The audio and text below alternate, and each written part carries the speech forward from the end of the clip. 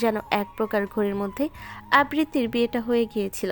সে ঘোরটা ভাঙে আবৃত্তির বিয়ের রাতে। বাসরাতে বাহারি ফুল সজ্জিত বিছানায় অপেক্ষা করতে করতে রাতটা ফুরিয়ে গেল, কিন্তু ধ্রুব নামক অচেনা মানুষটা আসলো না। আবৃত্তি ভয়ে যুবথুবু হয়ে শেষ রাতে ঘুমিয়ে পড়েছিল।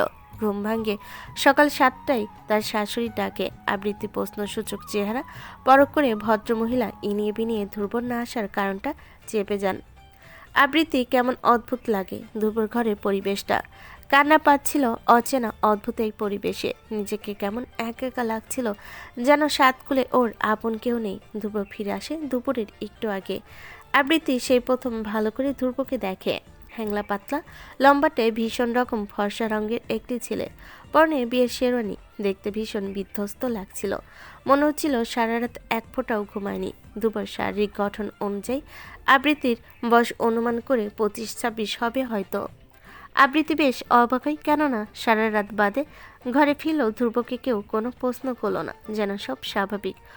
অমনভাবেই ওর শাশুড়ি বলল ফ্রেশ হয়ে আসতে। ধ্রুব এক পলক কাচুমাচু করা আবৃত্তিকে দেখে নিয়ে গটপট পায়ে ঘরে ঢুকে যায়। আবৃত্তি কেঁপে ওঠে। কেন যেন ধ্রুবর শীতল দৃষ্টি দেখে ওর বুকে ধুকপুকানি বেড়ে গেল। মনে মনে সন্দেহ জন্মলো কিছু তো গণ্ডগোল আছে। আরেকটা বিশেষ জিনিস ওর বিয়ের প্রথম দিনই খেয়াল করেছে। ওর শাশুড়ি ওকে বিশেষ পছন্দ করছেন না। কথাবার্তা কেমন ছাড়া ছাড়া বলেন। প্রয়োজন ছাড়া তো কথাই বলেন না ওর সাথে। ওর সন্দেহ পুরোপুরি সত্যি হলো সেদিন রাতে, যখন রাত 1টা নাগাদ ধ্রুব ঘরে ফিরে। আবৃত্তি হাঁসফাঁস করে কিছু বলতে নিলে ধ্রুব শীতল গলায় বলে, তোমার নামটা কি যেন ভুলে গেছি। শোনো, এই বিয়েটা আমার কাছে মিনিংলেস। আমাকে বাধ্য করা হয়েছিল বিয়েটা করার জন্য। আবৃত্তি হতভম্ব হয়ে বলে, মানে?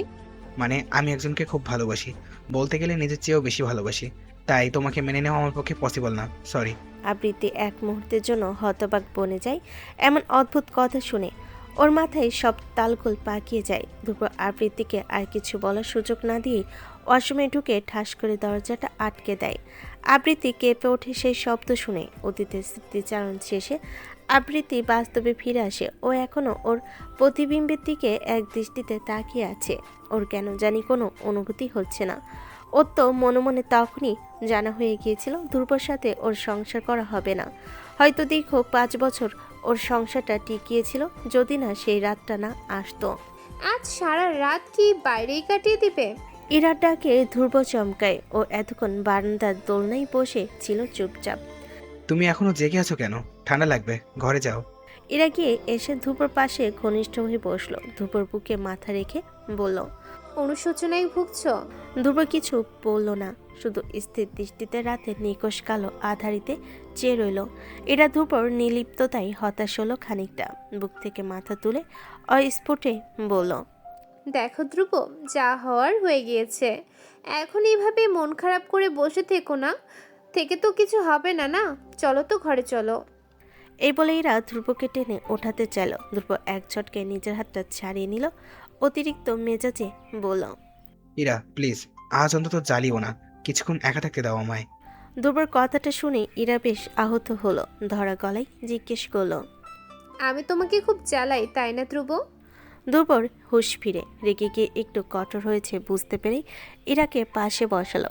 ওর দুগালে হাত রেখে নরম সুরে বলল, আই এম সরি ইরা, আমার আসলে মাথা কাজ করছে না। আরশানের জন্য বুকটা পুড়ে যাচ্ছে। আমি কি করে থাকবো ওকে ছাড়া?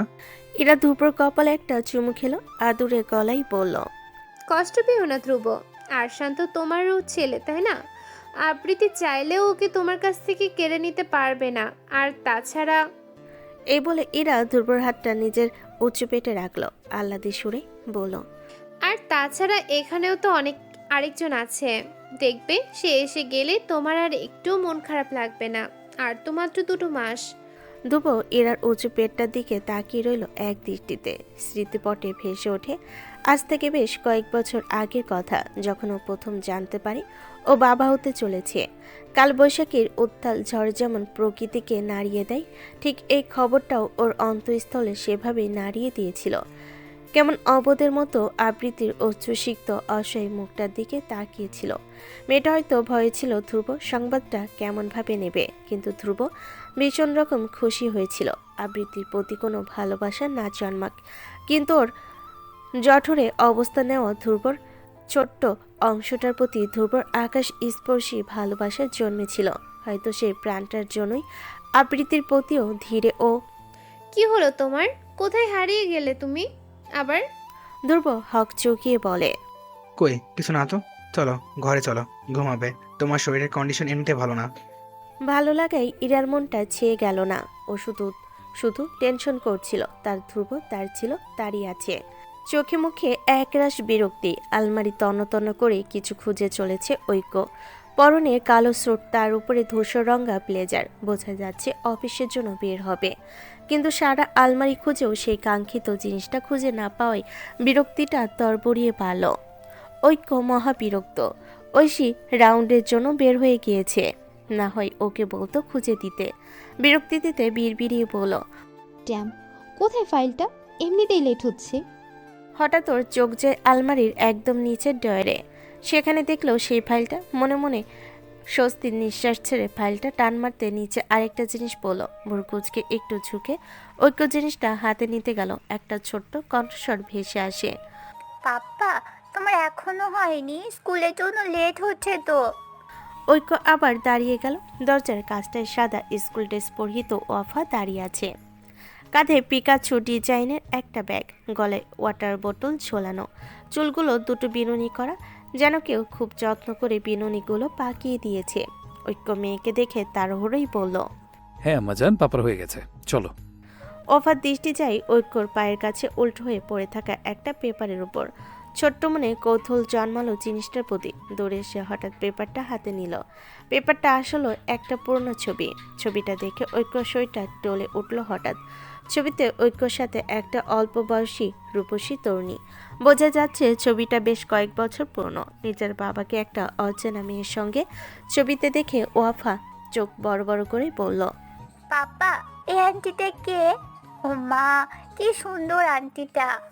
ঐক্য ঢোক গিলে এদিকে সেদিকে তাকালো। নিজেকে সামলে নিয়ে চমেরে ছবিটা ওয়াফার হাত থেকে নিয়ে নিল। ওফা অবাক হয়ে বলল। কি হলো পাপ্পা, ছবিটা নিলে কেন? আর আন্টিটা কে? তোমার সাথে দেখি। ঐক্য কি বলবে ভেবে পেল না। হাঁসফাঁস করে ছবিটা হাতে মুচড়িয়ে ফেল। এই ছবিটা এখানে কিভাবে থেকে গেল? ও তো ওই চলনময়ী সব স্মৃতি জ্বালিয়ে দিয়েছিল। তাহলে এটা কেন রয়ে গেল? ঐক্যকে আর কয়বার মারবে এই নারী? এ নারীর অন্তর্পুরানো স্মৃতি কেন তার পিছু ছাড়ছে না? ওই জঘন্য অতীত। ঐক্য অস্থির চিত্রে নাক ডোলে। ওর আবার ড্রাগের তৃষ্ণা পেয়েছে। ও চিৎকার করে নিজের ড্রাইভারকে ডাকলো। সাবের, সাবের। ঐক্য ডাক শুনে সাবের ছুটে আসলো। জি স্যার। ওয়াফাকে সেফলি স্কুলে পৌঁছে দিয়ে আসো। ওফা টলমলে দৃষ্টিতে বাবার দিকে তাকালো। বাবা ওকে স্কুলে দিয়ে আসবে না। ঐক্য ওয়াফার থেকে মুখ ফিরিয়ে নিল। ধমকে ফের সাবেরকে আদেশ করলো। কি হলো, যাও। ঐক্য ধমকে ওয়াফাও কেঁপে ওঠে। টানা টানা চোখ দুটো ফেটে জল বেরিয়ে আসে। ঠোঁট দুটো অভিমানে ফুলে ওঠে। সাবের ওয়াফাকে কোলে তুলে নিতেই ওফা নিঃশব্দে ফুঁপিয়ে ওঠে। ওয়াফা যেতেই ঐক্য ছবিটাকে মেলে ধরে। মুচড়ানো ছবিতে এক বিনাশিনীর নিখুঁত মুখশ্রী, যে কিনা ঐক্যকে আজ পর্যন্ত জীবনামৃত করে রেখেছে। যাকে ভালোবেসে আজ ঐক্য দিশার এক উন্মাদে নেয়। ঐক্য পকেট হাতে লাইটারটা বের করে ছবির প্রান্তে লাইটারটা জ্বালিয়ে দিয়ে ছবিটা নিচে ফেলে দেয়। অল্পক্ষণে ছবিটাতে দাউ দাউ করে আগুন জ্বলে ওঠে। ঐক্য শক্ত চিবুকে জ্বলতে থাকা আগুনের জ্বলন্ত শিখার পানে তাকিয়ে রইল। চোখের কোণে কখন দুফোঁটা অশ্রু জমল বোধহয় টের পেল না। শীতের মিষ্টি সকাল, মিষ্টি বলার যথাযথ কারণ আছে বই কি। কেননা শীতের সূর্যি মামার উত্তাপ আর কারোরই বিরক্ত লাগে না, বরঞ্চ আরামে চক্ষু মুদে আসে এই মিষ্টি রোদে। মাম্মা, আমি নতুন স্কুলে কেন যাব? আর স্কুলে কি হয়েছে? আমার তো ওখানে অনেক ফ্রেন্ড আছে। পাপা কিছু বলবে না? একসাথে এতগুলো প্রশ্নে তৈরি হয়ে থাকা আবৃত্তি বিরক্ত হলো। এমনিতে লেট হয়ে গেছে অনেক। আরশানকে অ্যাডমিট করিয়ে আবার আহানকে ডিউটিতে যেতে হবে, তাই এত তাড়াহুড়ো করছে। আরশান, এত প্রশ্ন কেন করছো? এখন থেকে আমরা নানুমণি আর মামুর সাথে থাকবো। এখন থেকে ওই স্কুলটা অনেক দূরে হয়ে যাবে, তাই এখানকার একটা স্কুলে, নতুন স্কুলে অ্যাডমিশন করাবো তোমায়। আরশানের মুখটা ছোট হয়ে যায়। এখন থেকে তারা নানুমনির বাসায় থাকবে? কিন্তু কেন? কিন্তু কিন্তু মাম্মাম পাপা কোথায় থাকবে? আবৃত্তির ব্যস্ত হাত দুটো থেমে যায় আরশানের প্রশ্নে ও অসহায় চোখে নিজের অভাগা সন্তানের পানে তাকায়, যে কিনা উত্তরের আশায় তার দিকে চেয়ে আছে। আবৃত্তি ঢোক গিলে চারিদিকে এলমেলো চোখের পাতা ফেলে। কি বলবে সে এখন আরশানকে? তাছাড়া কতদিনই বা আরশানকে ছয়নয় বুঝিয়ে রাখবে? একদিন না একদিন তো বলতে হবে সত্যিটা, কিন্তু কিভাবেই বলবে? এত ছোট বাচ্চার তার বাবা মায়ের বিচ্ছেদের কি বুঝবে? তোমার পাপ্পার বাসায় থাকবে, আর তুমি থাকবে তোমার মাম্মামের বাসায়। আবৃত্তি চৌকিতে পিছনে ফিরল, হাতে সাদা অ্যাপ্রন আর স্টেথোস্কোপ হাতে দাঁড়িয়ে আছে আহান। মামুর কথায় আরশান চোখ বড় বড় করে ফেলে। কেন কেন? আহান এগিয়ে এসে আরশানকে কোলে তুলে নেয়। অতিরিক্ত সাদাটে মুখটায় একটা চুম খেয়ে বলে, কেননা তুমি যেমন তোমার মাম্মাকে ছাড়া থাকতে পারো না, তেমনি তোমার মাম্মাও তার মাকে ছাড়া থাকতে পারবে না। তাই এখন থেকে তোমার মাম্মা এইখানেই থাকবে তোমার নানুমণির সাথে। কেন, তুমি কি তোমার মামামের সাথে থাকতে চাও না? আরশান দ্রুত উপনিস মাথা দুলিয়ে বলল, চাই চাই। আমি মাম্মামকে ছাড়া কিভাবে থাকবো? মাম্মামকে ছাড়া তো আমার স্লিপে আসে না। আবৃত্তি কাষ্ঠ হাসল। তার ভাইটা কিভাবে যেন সব পরিস্থিতি সামলে নেয়, যেভাবে আবৃত্তিকে সামলাচ্ছে জীবনে নির্মম ধাক্কায়। দুজন জমজ হলেও আহান সবসময় আবৃত্তিকে একজন বড় ভাইয়ের মতো আগলে রাখছে। বিয়ে হয়ে যাওয়ার পরও পড়তো কেউ আবৃত্তির পড়াশোনার ব্যাপারে কিচ্ছু বলেনি।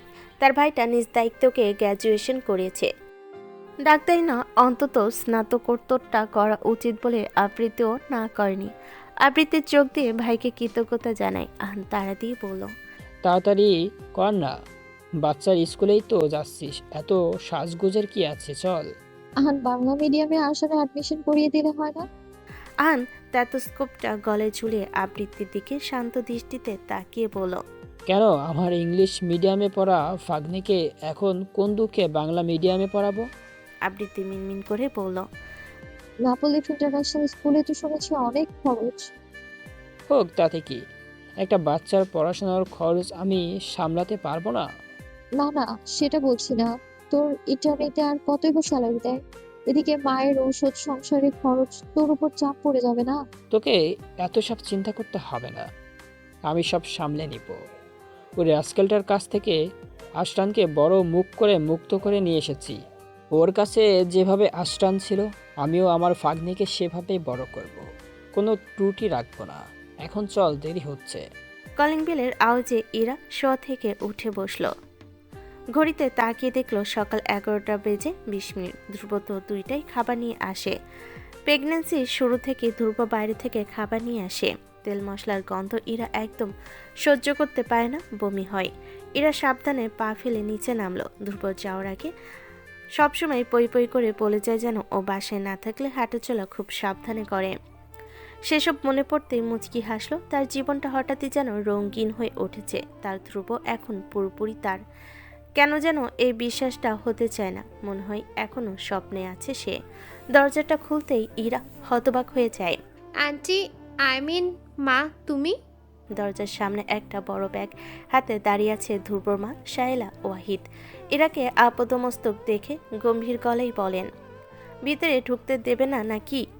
তোমার স্বামীর ফ্ল্যাটে আমার আসা নিষেধ? ইরা তড়িঘড়ি করে বলে, ছি ছি মা, এসব কি বলছো? তোমার ছেলের বাড়ি তো তোমারই বাড়ি। ইরার কথা শুনে ধ্রুবর মা খুশি হলেন মনে মনে। এই মেয়েটা শুরু থেকে তার খুব পছন্দের ছিল। উনি খুব চাইতেন ইরাকে তার ছেলের বউ করতে। বউ তো হয়েছে, কিন্তু তিনি ভিতরে ঢুকে চারিদিকে তাকিয়ে বলেন, ধ্রুব কখন আসে প্রতিদিন? ইরা আমতা আমতা করে বলে, মা, প্রতিদিন তো ও আসতে পারবে না। আমি বলতে চেয়েছি দুপুরে কখন আসে? 1:30 বা 2টায় আসে। সকালে কিছু খেয়েছো? না মা, শরীর ভালো লাগছে না বলে শুয়েছিলাম। এই অবস্থায় এত বেলা অবধি না খেয়ে না থাকা ঠিক না, জানো না? ইরা কি বলবে ভেবে পেল না। তিনি নিজের সাথে আনা ব্যাগটা খুলে একটা টিফিন ক্যারিয়ার বের করলেন। টিফিন খুলে বিভিন্ন পদের খাবার দাবার বের করে টেবিল সাজালেন। এত খাবার একসাথে দেখে এরা চক্ষু চড়ক গাছ। সে কি মা, এত কিছু কেন এনেছো? তোমাদের জন্য এনেছি। যাও, মুখ হাত ধুয়ে খেয়ে নাও, আর সাবধানে যাবে ওয়াশরুমে। ইরা বিভ্রান্ত হয়ে ওয়াশরুমের দিকে গেল। উনি যে এখানে খাবানি ওকে দেখতে আসেনি এটা ইরা নিশ্চিত। তাহলে এসেছেন কেন উনি? দুপুরে ধ্রুব এসে পড়ে। দরজা খুলে দেন শায়লা বেগমই। ধ্রুব মাকে এই সময় এখানে দেখে ভীষণ অবাক হয়। শায়লা বেগম গম্ভীর মুখে বলেন, ভেতরে আয়। ধ্রুব ভেতরে ঢুকে সোফায় মাথা নিচু করে বসে। ইরা এক গ্লাস পানি নিয়ে এসে ধ্রুবর গলার ঘাম মুছে দেয়। শায়লা বেগম দুজনকে পরখ করে নিয়ে হঠাৎ বলে ওঠেন, দেখ ধ্রুব, যা হওয়ার হয়েছে। ইরাকে এখন বাড়িতে নিয়ে আয়। এখন তো আর ওকে সমাজ থেকে লুকিয়ে রাখার কোনো মানে হয় না। ইরা চমকে ওঠে, ধ্রুবর দিকে তাকায়। ধ্রুব এখনো মাথা নিচু করে আছে, আনমনে কি যেন ভেবে চলেছে। শায়লা ওয়াহিদ তীক্ষ্ণ চোখে ধ্রুবর মুখভঙ্গি পরখ করলেন। ধ্রুব যে ভীষণ রকম মানসিক টানাপোড়েনে আছে সেটা তিনি বেশ বুঝতে পারলেন। মনে মনে দীর্ঘশ্বাস ফেললেন তিনি। নাতিটার জন্য বুকটা পুড়ে যাচ্ছে তার। সব হয়েছে ওই লোকটার জেদের কারণে। মনে মনে মৃত স্বামীকে দোষারোপ করলেন তিনি। ইরা অত কিছু খেয়াল করল না।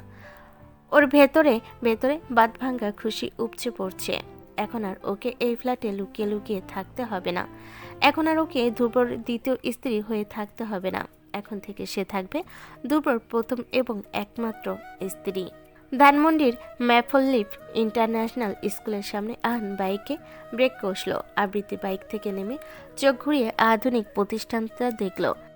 এটা ঢাকার অন্যতম মানসম্মত আরেকটি ইংলিশ মিডিয়াম স্কুল।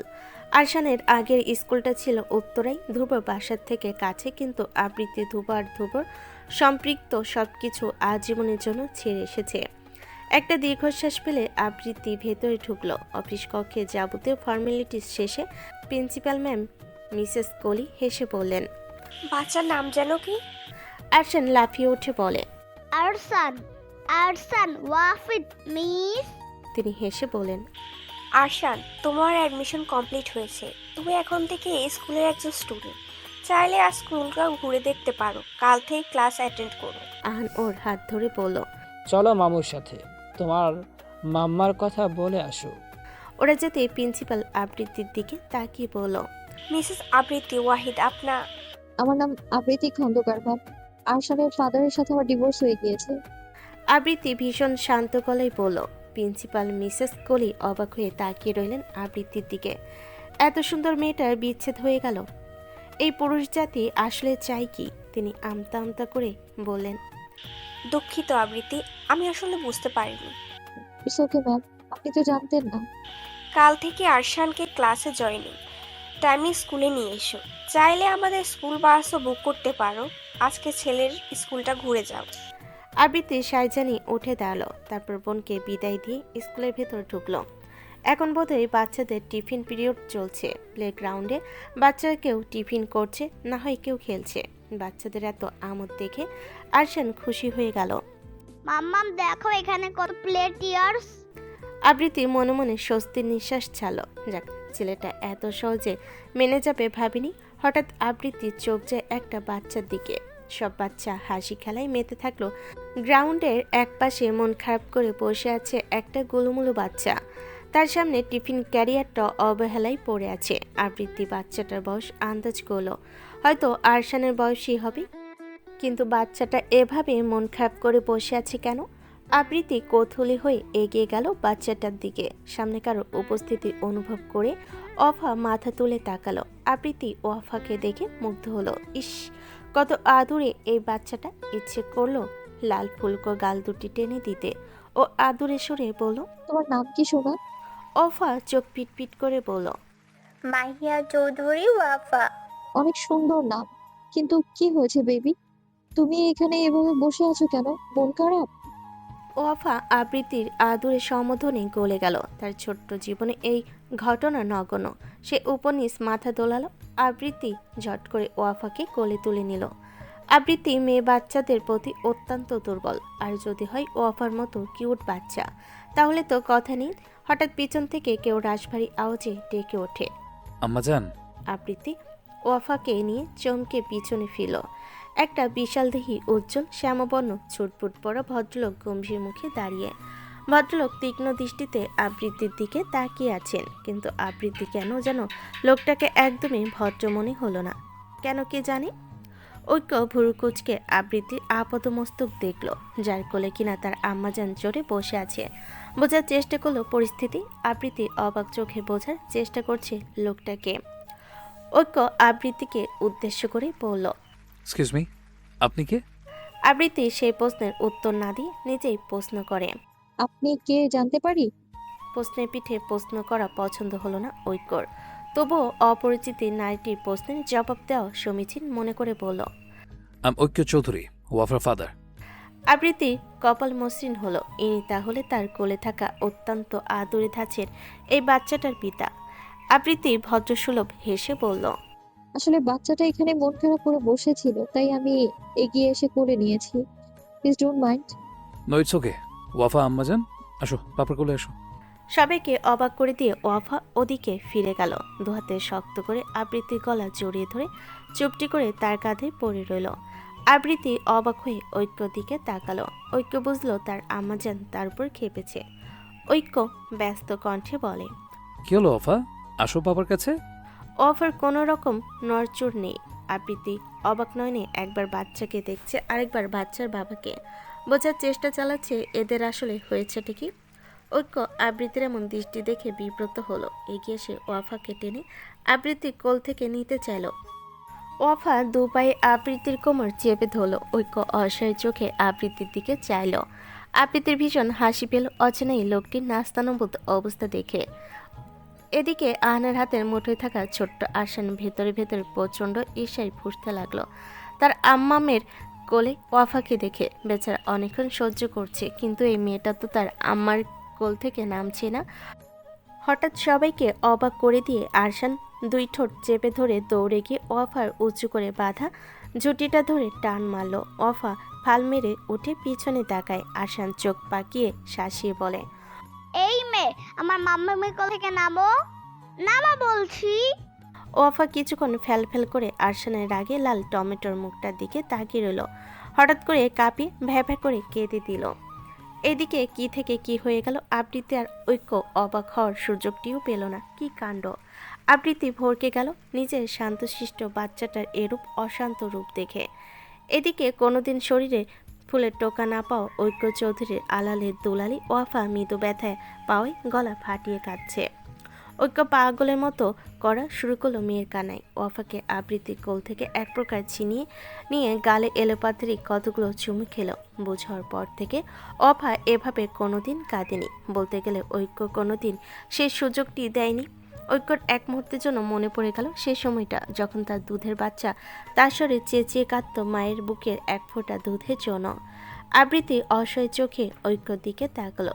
লোকটা গ্রাউন্ডের এপাশ ওপাশ হেঁটে হেঁটে অপার কান্না দমানোর প্রচেষ্টায়, কিন্তু নন স্টপ সে কান্না থামার নামই নেই। আবৃত্তি রেগে মেগে আরশানকে কষে এক ধমক দিল। মাম্মামের এত জোরে ধমক খেয়ে আরশান কেঁপে ওঠে। আবৃত্তির দিকে ছলো ছলো অভিমানের চোখে তাকিয়ে আরশানও ঠোঁট ফুলিয়ে কেঁদে দিল। দুজন বাচ্চার এহেন কান্নার আওয়াজে গ্রাউন্ড রুমে এক প্রকার শোরগোল লেগে গেল। আন ঘর থেকে বের হয়ে তড়িঘড়ি করে ভাগ্নেকে কোলে তুলে নিল। আবৃত্তি এখনও রাগান্বিত চোখে আরশানের দিকে তাকিয়ে আছে। আহান ফিসফিসে আওয়াজে বলল, আবৃত্তি, আমি ওকে বাইরে নিয়ে যাচ্ছি, তুই প্লিজ ঐক্য স্যারকে সরি বলে আয়। আবৃত্তি মাথা নাড়িয়ে ঐক্যের দিকে এগোলো। আমতা আমতা করে কিছু বলতে নিলে ঐক্য রাশবাড়ি আওয়াজে বলল, বাচ্চাটাকে বকলেন কেন? ছোট বাচ্চারা এমন করতেই পারে। বাচ্চা সব কাজে শাসন করতে যাবেন না, হিতে বিপরীত হতে পারে। আবৃ হতবিহবল হয়ে তাকিয়ে রইল ওস্তাদ রূপী ঐক্যর দিকে। অফা আবৃত্তির দিকে ফিরল। আবৃত্তি মায়া মায়া চোখে চাইল। কেঁদে উঠে চোখ মুখ ফুলে ফেলা ওয়াফা ইতস্তত ভঙ্গিতে এগিয়ে এসে কোলে থাকা ওয়াফার কপালে চুমে খেল। ঐক্যকে উদ্দেশ্য করে বলল, আরশানের তরফ থেকে আমি ক্ষমা চাইছি। ওয়াফা বাবু আন্টিকে ক্ষমা করে দাও। ওয়াফা নাক টেনে বলল, আন্টি, তুমি অনেক সুন্দর, তাই না পাপ্পা? আবৃত্তি গোল গোল চোখে একবার ওয়াফা তো আরেকবার ঐক্যর দিকে চাইল। ঐক্য বিব্রত হয়ে চোখটা অন্যদিকে ফিরিয়ে নিল। বোঝা যাচ্ছে এমন পরিস্থিতিতে ওফার এমন কথা কারোরই হজম হয়নি। পাপার থেকে নিজের করা প্রশ্নের উত্তর না পেয়ে ওফা ঐক্যর গলার বাধা টাইটাই টেনে বলল, কি হলো পাপ্পা? বলো আন্টি সুন্দর না? ঐক্য জানে তার মেয়ের খবর, তাই ইতস্ততভাবে বলল। হ্যাঁ, সুন্দর। আবৃত্তি বোকা বোকা চোখে ঐক্যর দিকে তাকিয়ে রইল। পরক্ষণে হড়বড় করে বলল, দফা মামুনি, আমি আসি কেমন? বাই। এ বলে আবৃত্তি ছুটে পালালো। ঐক্য সেদিকে তাকিয়ে দীর্ঘশ্বাস ফেল। আজকার মুখ দেখে ঘুম থেকে উঠেছে কে জানে। এসব কি হচ্ছে আজ? ঐক্য ঠান্ডা চোখে মেয়ের দিকে তাকালো। ওফা চোখ পিটপিট করে আবৃত্তির গমন পানে চেয়ে আছে। ইচ্ছে তো করছে আবৃত্তির মতো কষে একটা ধমক দিতে, কিন্তু এটাও তো ঐক্যর পক্ষে কোনোদিন সম্ভব হবে না। ঐশী, এই ঐশী শোন। কারো ডাকে ঐশী অবাক হয়ে পিছনে তাকালো। ব্যাটসমেট বিথি দৌড়ে এসে দাঁড়ালো। ঐশী বরকুচকে বলল, কি হয়েছে? এভাবে দৌড়াদৌড়ি করছিস কেন? বিথি হাঁপাতে হাঁপাতে বলল, আহান স্যারের বাইকে না আজ একটা মেয়েকে দেখেছি। ঐশী কুচকানো ভুরু যুগল শিথিল হয়ে যায়। চেয়ারের আদলে নেমে আসে অমাবস্যার ছোঁয়া। ঢোক গিলে জিজ্ঞেস করে, মানে কাকে? আর কোথায় দেখেছিস? ধানমন্ডি 32 নম্বর রোডে বাইকের পেছনে ইয়াং একটা মেয়ে ছিল। জানিস মেয়েটা কি সুন্দর, একদম আহান স্যারের মতো ধবধবে ফর্সা। বুকটা কেমন যেন টনটন করে ওঠে ঐশীর। নয়নযুগল না চাইতো ভরে উঠল। প্রচণ্ড শক্ত ধাঁচের এই মেয়েটি এই এক জায়গায় ভীষণ রকম দুর্বল। সেই জায়গাটার নাম আহান খন্দকার। বিথি ঐশীর মুখটা দেখে মায়া লাগলো। মেয়েটা আহান স্যারের প্রতি কি পরিমাণ দুর্বল এটা ব্যাচের প্রায় সবাই জানে। ও ঐশীকে আশ্বস্ত করে বলল, আরে হতে পারে কাজিন বা রিলেটিভ কেউ। আর স্যারের গার্লফ্রেন্ড থাকলে আমরা শুনতাম না। এখন চল তো, রাউন্ডে চল, দেরি হচ্ছে। রাউন্ড শেষে ঐশী আজকের রোগীদের স্ক্রিপ্টগুলো জমা দিতে আহানের কেবিনে নক করলো। ভেতর থেকে আহান ডাকলো। কামিং। ঐশী চোখ নামিয়ে ভেতরে ঢুকে আহান আর চোখে তাকিয়ে দেখে হোয়াইট টি শার্ট আর ব্লু ডেনিম প্যান্ট পরিহিত বছর 24-এর শ্যামলা বরণের মায়াবী মেয়েটাকে। ঐশী ফাইলগুলো হাতে নিয়ে মাথা নিচু করে দাঁড়িয়ে আছে। আন চশমাটা ঠেলে গলা খাকারি দিয়ে বলল, সিট ঐশী। ঐশী ফাইলগুলো টেবিলে রেখে বসলো। আন ফাইলগুলো চেক করে সাইন করে দিল। ঐশীকে এভাবে চুপচাপ বসে থাকতে দেখে আহান অবাক হলো। কেননা অন্য সব দিনের মেয়েটা এই টপিক ওই টপিক নিয়ে আহানকে নানা রকম প্রশ্ন করত, কিন্তু আজ হলো না। Aishi, are you okay? Aishi হুট করে দাঁড়িয়ে কি বলল, জি স্যার, আমি একদম ঠিক আছি। আর কারোর জন্য কেউ বেঠিক থাকে না, ঠিকই মানিয়ে নেয়। আসি। এ বলে কটকট পায়ে কেবিন থেকে চলে গেল। এদিকে আগামাথা না বোঝা আহান হতবুদ্ধি হয়ে আওড়ায়। এই রাগী রানীর আজ হলোটা কি? রাত 2টার ঘর অনেক আগেই পেরিয়েছে, কিন্তু চোখে ঘুম নেই জোবাইদা বেগমের। তাহাজ্জুদ পড়ে তসবিহ হাতে দেওয়ালে টাঙ্গানো মৃত স্বামীর ছবিটার দিকে অশ্রুসিক্ত দৃষ্টিতে তাকিয়ে আছেন জোবাইদা বেগম। ঐক্যর বাবা ওয়াসিফ চৌধুরী মারা যান। আপাতত দৃষ্টিতে এটা অ্যাক্সিডেন্ট মনে হলো, এটা ছিল একটা পরিকল্পিত খুন। সফল ব্যবসায়ী ওয়াসিফ চৌধুরীর শত্রুর অভাব ছিল না। ওয়াসিফ চৌধুরীর সাথে খুব অল্প বয়সে বিয়ে হয় কিশোরী জোবাইদা বেগমের। বিয়ের আগে সপ্তদোষী সুন্দরী জোবাইদা বেগম অনেক কেঁদেছিলেন বিয়ে করবেন না বলে, কিন্তু সেই স্বামীকেই জোবাইদা বেগম বিয়ের পর পাগলের মতো ভালোবেসে ফেললেন। আসলে ওয়াসিফ চৌধুরী এমন একজন মানুষ ছিলেন যাকে ভালো না বেসে থাকা যায় জোবাইদা বেগমের পক্ষে সম্ভব ছিল না।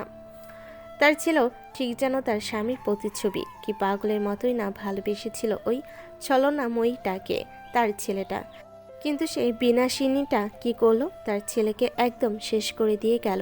হঠাৎ বাইরে থেকে গাড়ির তীব্র হর্ন ভেসে আসলো।